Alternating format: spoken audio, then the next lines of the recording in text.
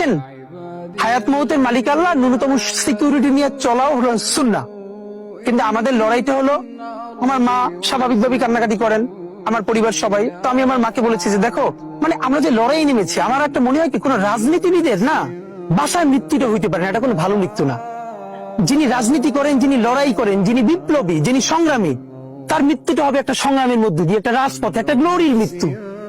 আমি তো ভীষণ ভাবে প্রত্যাশা করি, আমি ছোটবেলা থেকে এই স্বপ্নটা দেখি, অনেক জায়গায় বলেছি, যে একটা তুমুল মিছিল হচ্ছে অন্যায়ের বিরুদ্ধে।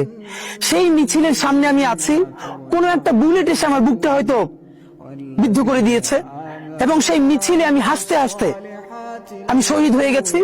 এবং সবাই যখন মৃত্যুটাকে ভীষণ ভয় পায়, আমি তখন হাসতে হাসতে আল্লাহর কাছে ভীষণ সন্তুষ্টি নিয়ে পৌঁছতে চাই যে আমি একটা ন্যূনতম ওই জীবনটা লিড করতে পারলাম, যে আমি একটা ইনসাফের হাসি নিয়ে আমি আমার আল্লাহর কাছে পৌঁছতে চাই।